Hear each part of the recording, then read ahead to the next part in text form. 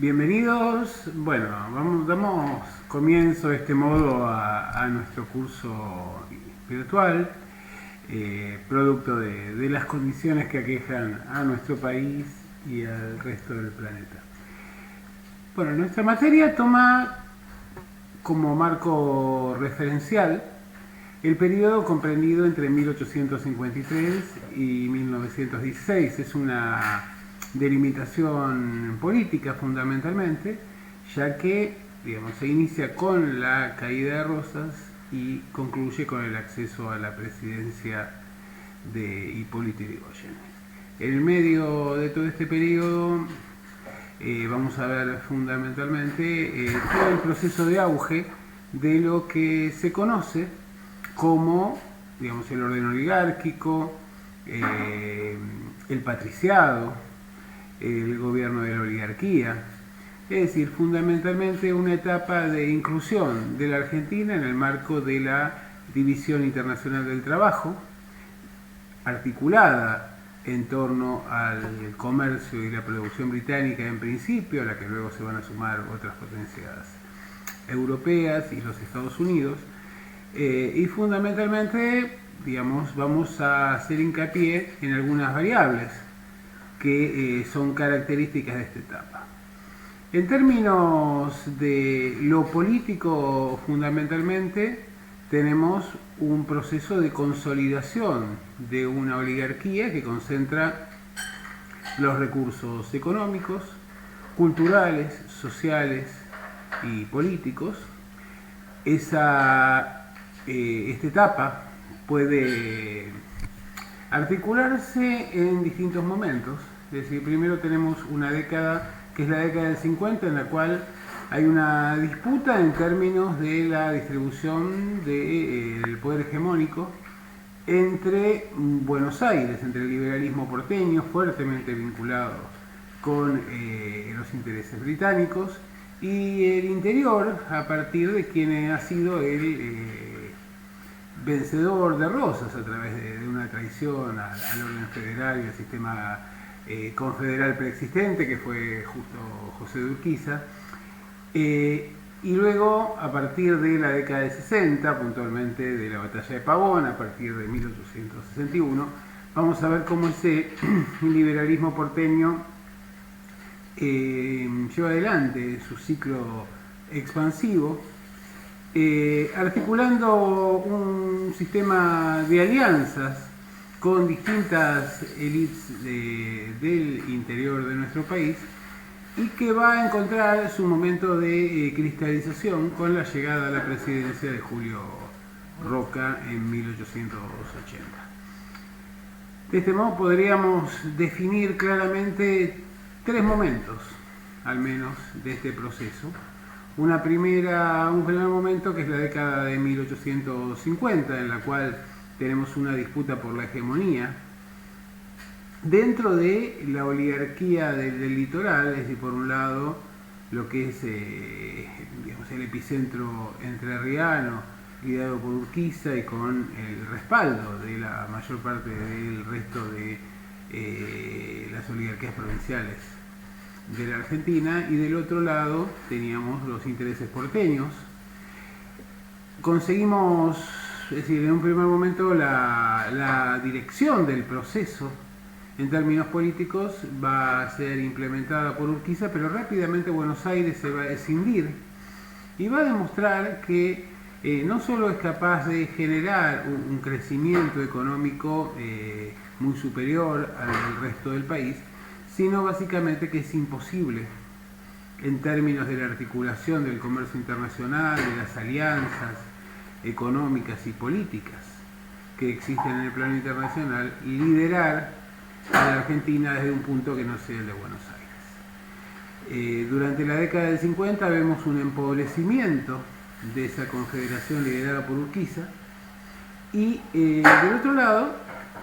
lo que vamos a ver es un sostenido crecimiento porteño, liderado por un liberalismo conservador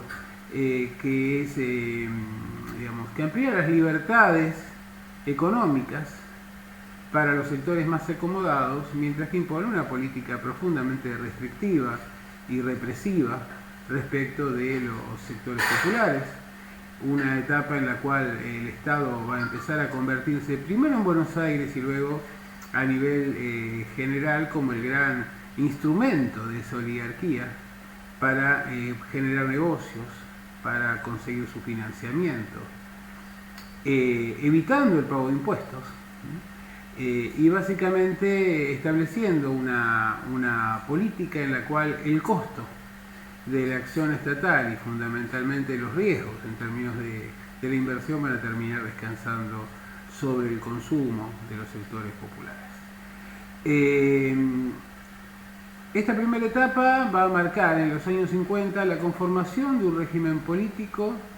al cual hemos definido como República de la Opinión en Buenos Aires, donde en realidad esencialmente esa oligarquía va a presentarse como, digamos, un actor político autodesignado que expresa los intereses de la opinión pública. Claro está que una opinión pública que está conformada por la gente decente, tal como se autodefinían estos sectores propietarios, estas clases propietarias, y los sectores medios que crecientemente se van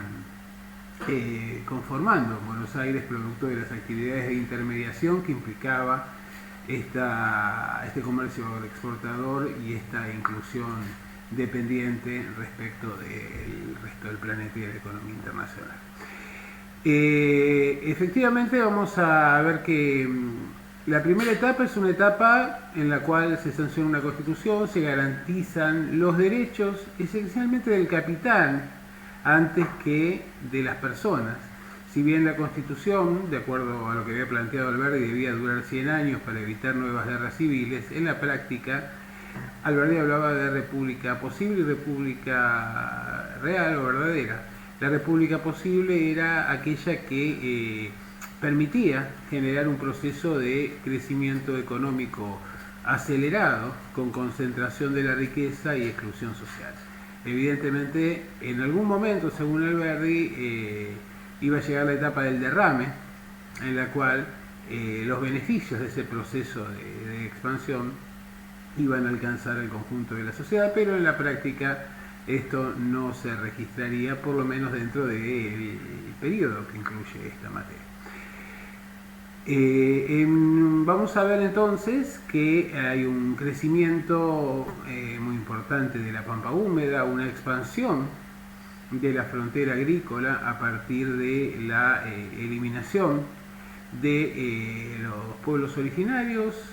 a través de una política de genocidio que fue característica del liberalismo argentino a lo largo de toda su historia, presentándolo como un acto civilizatorio, de ahí la opción civilización o barbarie que plantea, por ejemplo, Sarmiento, pero que era, digamos, de alguna manera un spot, que era un eslogan propio de esa oligarquía, y también de la represión de los sectores populares, la acción violenta que implica la eliminación de más del 50% de los seguidores del Partido Federal a los niveles provinciales, con la connivencia de Urquiza, que después de Pavón sobre todo acepta el liderazgo porteño a consta de que se le garantice su control sobre la provincia de Entre Ríos y fundamentalmente de sus intereses personales. A partir de este momento, digamos, de este pase de manos del poder político, con Bartolomé Mitre a la cabeza, que va a fundar el periódico La Nación como una forma de presentar un marco doctrinario acorde con los intereses de los sectores comerciales internacionales fundamentalmente, vamos a que tenían un peso determinante, ¿no? Es decir, se llamaban la parte del león en este reparto. Vamos a ver que se va a ir consolidando esa oligarquía con sede porteña, estableciendo alianzas con otras oligarquías del interior. Y ahí está el papel fundamental de Julio Argentino Roca, que va a articular el PAN, el Partido Autonomista Nacional, que en realidad es una sucesión de gobiernos provinciales articulados por las oligarquías respectivas, a partir de una constitución nacional con un contenido profundamente privatista y oligárquico. En lo que tiene que ver con las prácticas políticas, si bien existe la ficción del sufragio universal, en la práctica el gobierno siempre se manejó en el terreno del fraude durante esta etapa, por lo menos hasta la reforma de la ley Cespeña de 1912, y el proceso de inclusión a nivel internacional fue generando cambios. En primer lugar, una extensión de la gran propiedad rural en manos de estos sectores oligárquicos, que conservaban la tierra y privatizaban los servicios para ser desempeñados por compañías extranjeras, fundamentalmente británicas, a través de un constante endeudamiento público.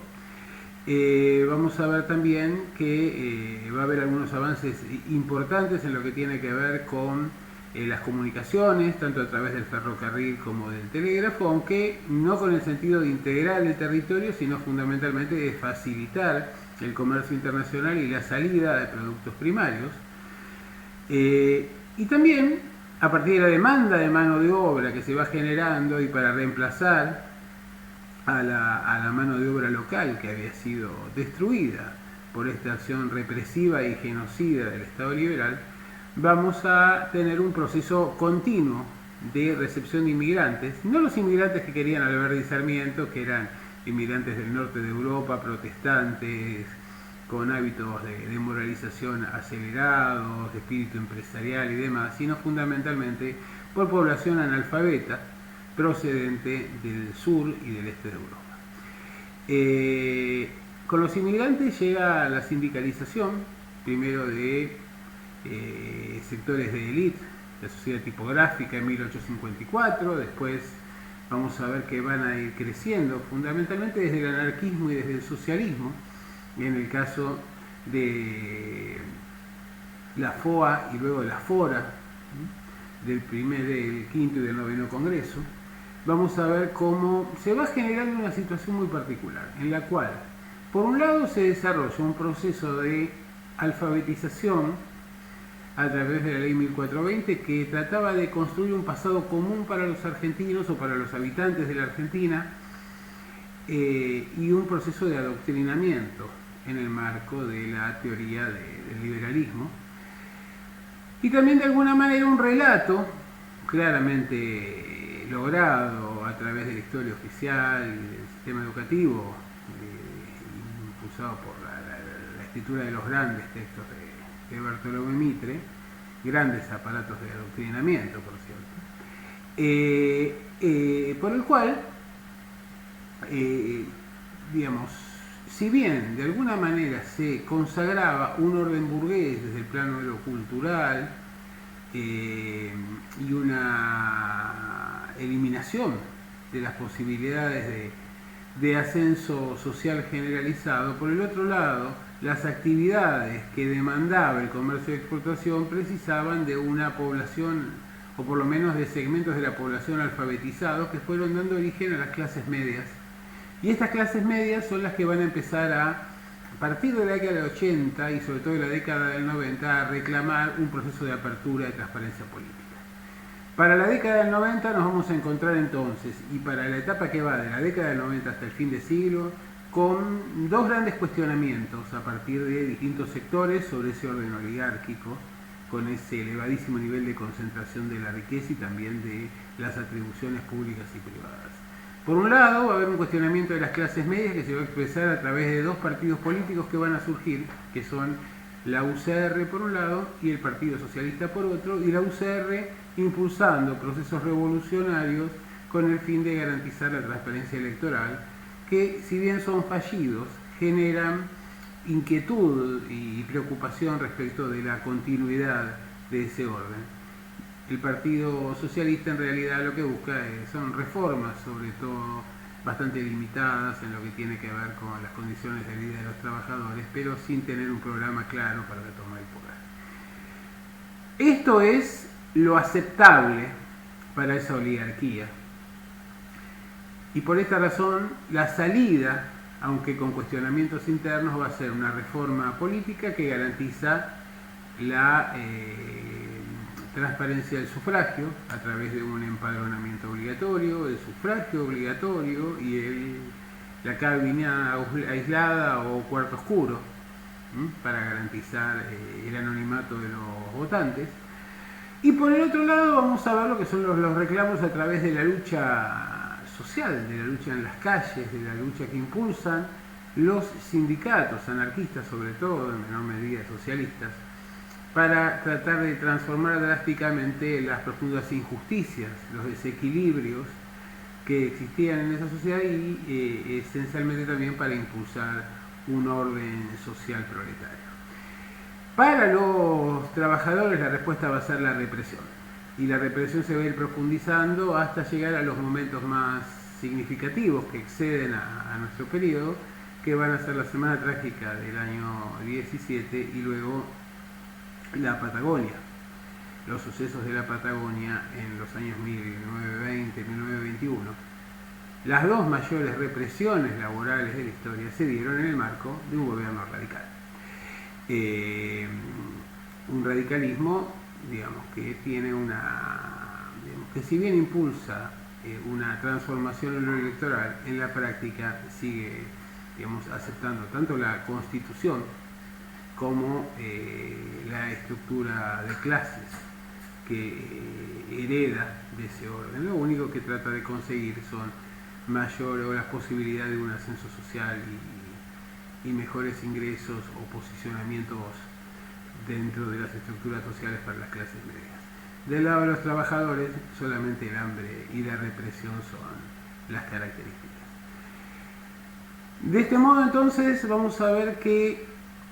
el orden que se genera es un orden que pretende ser liberal, pero en la práctica es profundamente conservador, que plantea la educación universal, pero una educación que está asociada al adoctrinamiento y a, digamos, la aceptación por parte de los sectores más perjudicados de la sociedad de esa situación que los perjudicaba. Y en lo que tiene que ver con la libertad de prensa es profundamente restringida, la prensa va a ser atacada en determinados momentos directamente por considerársela contraria o subversiva, como ocurre en algunos momentos en la década de 50, de 60, o bien a través de la asfixia financiera que permitía que solamente los